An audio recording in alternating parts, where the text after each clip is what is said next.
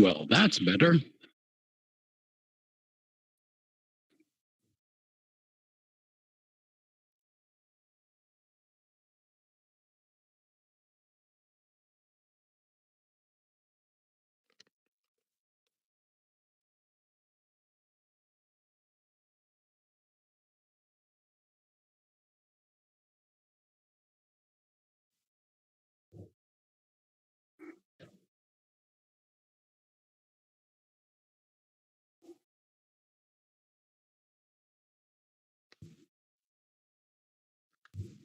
Well, hello there, Alexander Hello. Hamilton.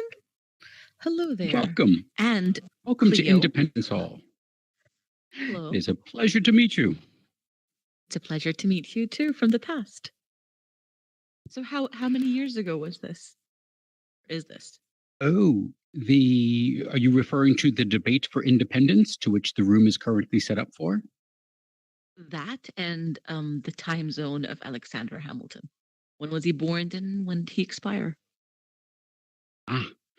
Well, I'm sorry, transfer so many years. I was born in Nevis in 1757 and died in Nevis. New York in 1804. Wow. That's a long time Nevis ago. is just a small Nevis? country. It's really a sugar colony. It's a sugar plantation island, and so growing up in ill suited circumstances, meaning my father and mother were not legally able to be married. Hence, I was declared by society to be a bastard and not accepted Wow. by the white population on the island, which was only about 10%. And of course, I did not fit with the slaves, which made up the 90% of the island, the workforce for the sugar plantations. So I was somewhere in between. It was a very difficult childhood for myself. Of course, with my father leaving us and my mother passing away when I was but 9 years old, life became very difficult.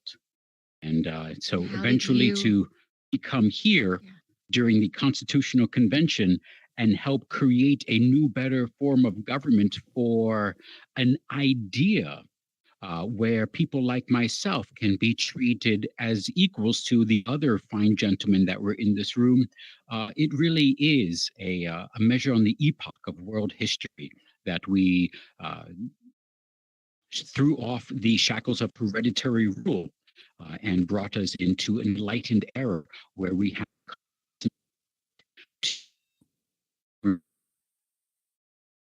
Very interesting. And you passed away in 1804. What happened? Were you sick or was it just of old age?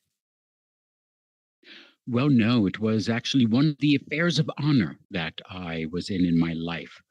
I was in dueling. I'm talking about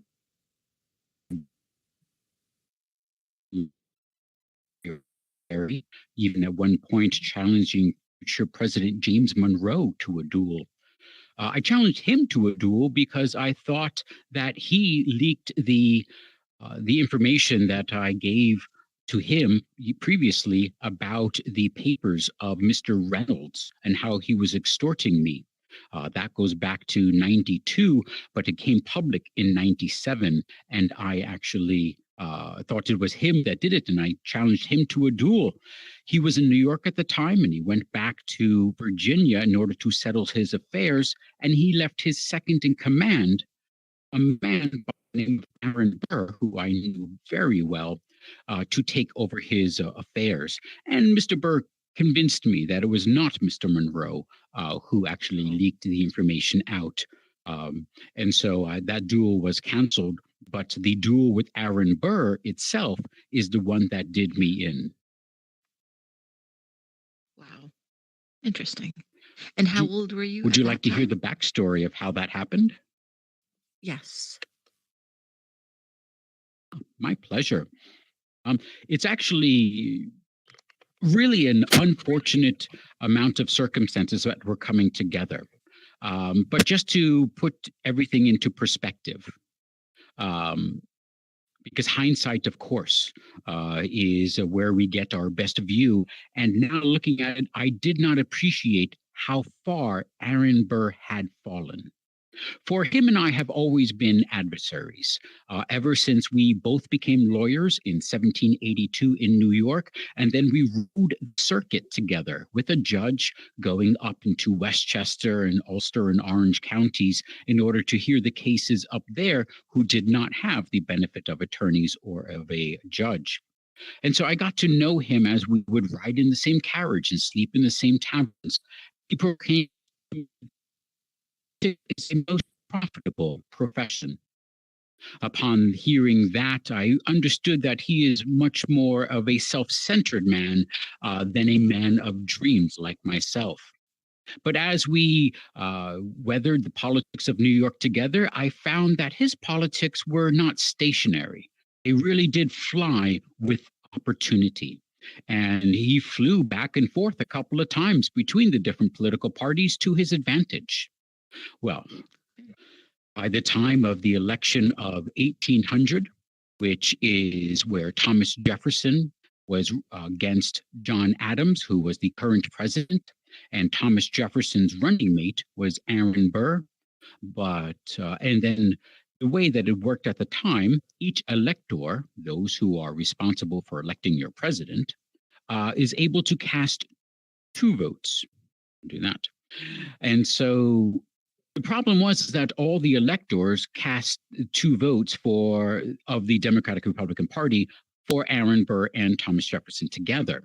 There should have been someone who basically separated themselves just to create a difference in the numbers. And also, the way that we positioned it, the person with the most electoral college votes would become president, and that in the second place would be vice president, something we also quickly changed. The end result was that Burr and Jefferson tied together. And then this is where the future of American politics really takes off. This is where things start to change. For Aaron Burr, for the first time as a man of ability and character, he decides to actively campaign for the office of the presidency.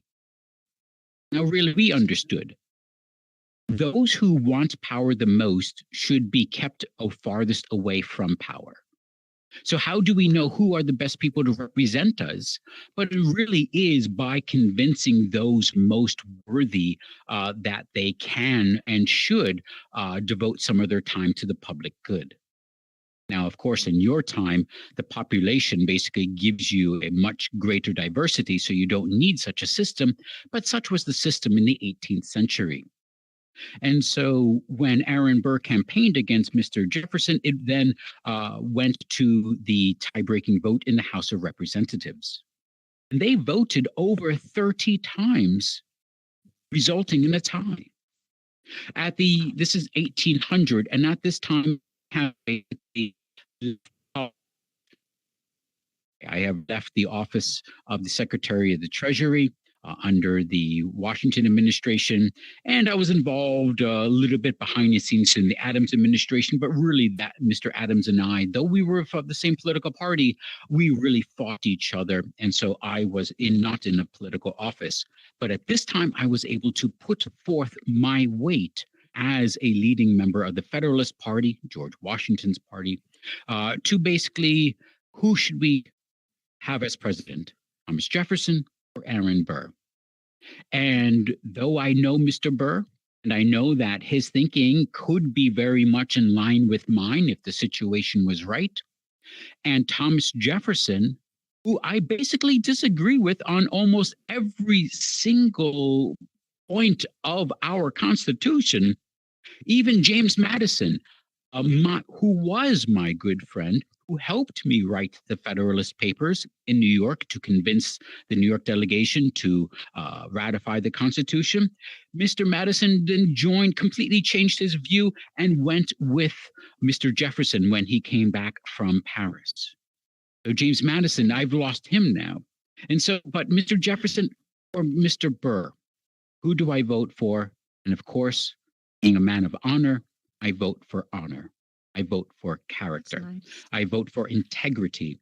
Hence, I vote for the opposition party to have Mr. Jefferson become president. Now, at this point, Aaron Burr, it's interesting to note that he had the same legal right as Thomas Jefferson to be president. There was no difference. They were basically like your equivalent of an election back in, oh, I believe it was 2000 with a Mr. Gore and a Mr. Bush, where they both had a legal right. Well, there it was contested. In this sense, it was not contested in that they both had the same right, but one needed to be chosen. And of course, I Mr. have a Burr's question. actions of promoting himself basically put him at odds with Jefferson. When I supported Jefferson, then Aaron Burr asked to be part of the administration, and of course, Mr. Jefferson said to him, you are persona non grata in this city. Please, sir, uh, Okay. we have no need of your services as vice president." And he went back to New York. And that's where he stayed for Okay. most of the time when he was vice president. And so I have a during this question for you. time, oh, please, Yeah. My Oculus is about to die, but I have a question before anything happens. So basically, you were certainly. born in a little sugar town called Nevis. What language did they speak?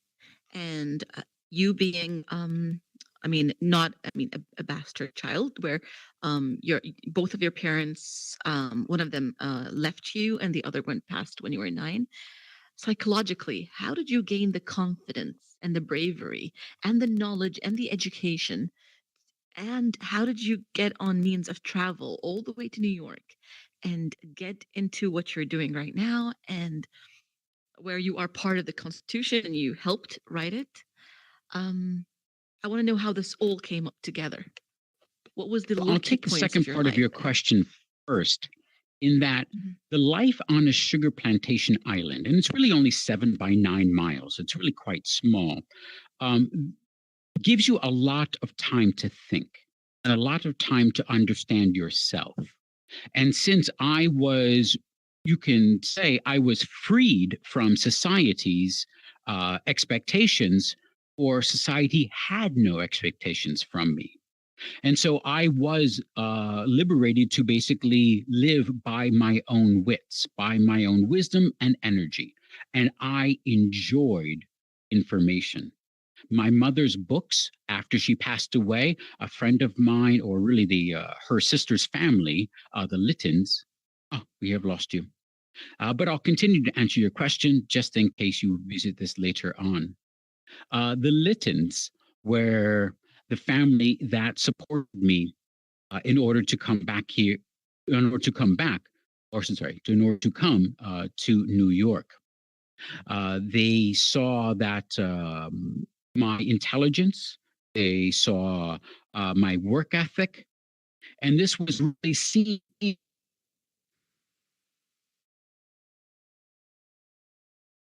Who was an owner of the Beekman and Kruger trading firm. He was my first mentor in life. He really took me in, and we did have a trading relationship with him, as my mom did have a small shop selling his goods. And when he took me in, considering that there was no one else left to take me in, this was of great benefit to me. And this is where I started to enjoy a level of responsibility, which gave me more confidence. Because you can have all the confidence in the world, but without a challenge of responsibility, you are not a tested individual. And it is with the Mr. Kruger that I was able to test myself. Even one somewhere when Mr. Beekman was really never there, to be honest. His affairs had him up in New York most of the time and in London. But Mr. Kruger fell sick. And I, as a young teenager, was responsible for handling all of the accounts, the ledgers at this international trading firm. The Caribbean and the wealth in the sugar trade that is transversing through the Caribbean is tremendous. And here I am, keeping in not only in charge of the actual books, to which a copy would have to be agreed upon with the ship captain, who's then both of our copies of books go to, for example, London and New York to our respective offices. And all of this has to match up. But also, as a young teenager of 14, I have to negotiate value with ship captains. And an 18th century ship captain is a confident, demanding individual. And so to deal with these types of people, this man is in charge of 20 to 40 people on his ship in his enterprise, and they will die and live upon his command. And here, if he thinks that his 10 sheep who are very sickly are worth down to six, who am I but to argue? Who am I but to argue? I am Alexander Hamilton, a young teenager, untested, but I will argue. I will back it up with logic and reason.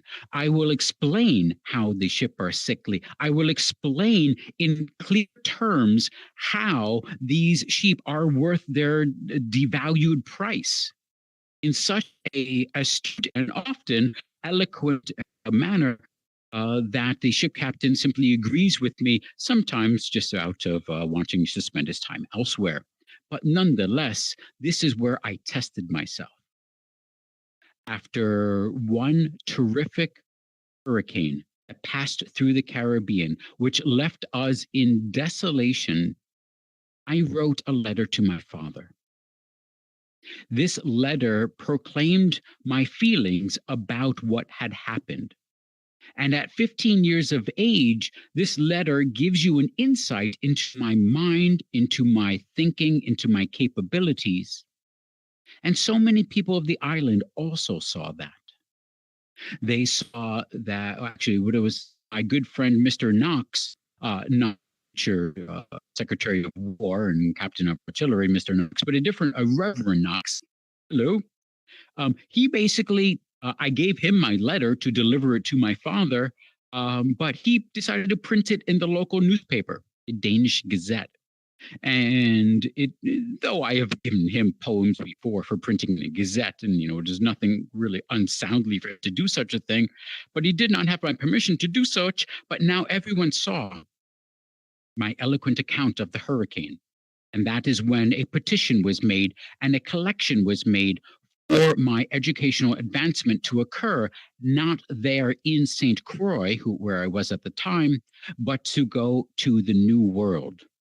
And so that is where the funds came from. It is from the Lytton family, as well as the efforts of Mr. Knox, as well as the governor of the island.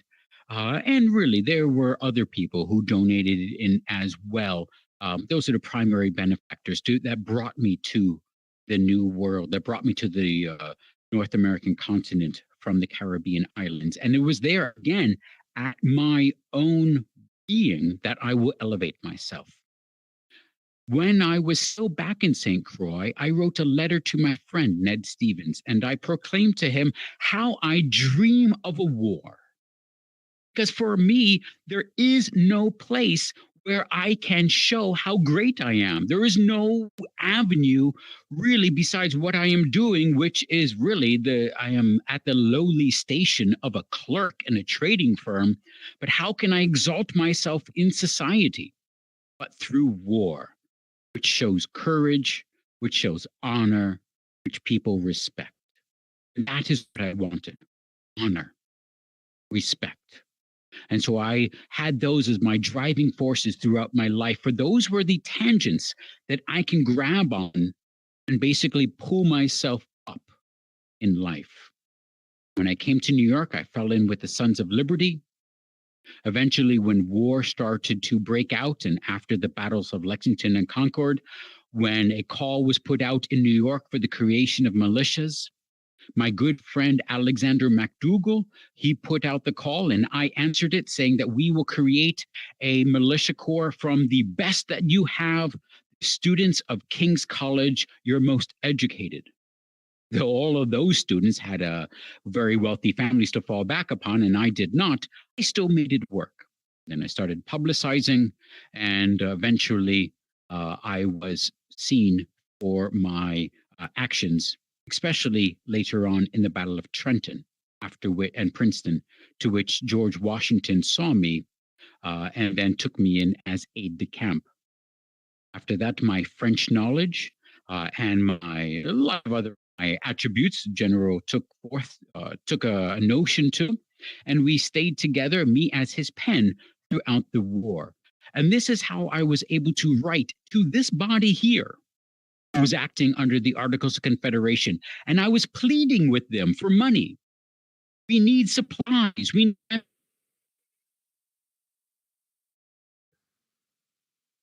here we're burning a system where any raising of taxes is simply voluntary.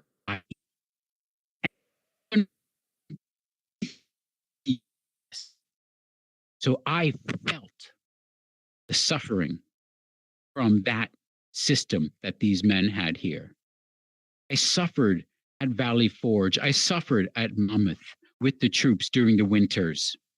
And it was not until the Battle of Yorktown that I was able to prove my bravery in battle, enabling me to retire from the military in 1782 to become a lawyer in New York. But always remembering this body working under the Articles of Confederation has extreme faults in the systematic governance. And so immediately I started to put forth feelers to create a better form of government, eventually convincing about half of these gentlemen to come and join me and at the Annapolis Convention, and then finally getting them here in the Constitutional Convention. And here, again, it is just my love of writing and my love of talking that got me noticed. I think that was answering pretty much all of the questions of the young lady before she had to depart us for technical reasons. Thank you. Do you have a question by chance before I head off to another world? Not really. I just get listening to what you were saying. Thank you. Thank you very much. We only have 24 days left of all of this. This will all be permanently placed into oblivion in but 24 days. Currently, we are set up for our debate for independence. We are going to have a meeting about it on President's Day, February 20th. If you are interested in being a part of a play in virtual reality, please visit alexanderhamilton.live, and then you can register to be part of this great historic event. Nice. I'll be sure to check it out. I wish you good well in your travels. You too. Thank you.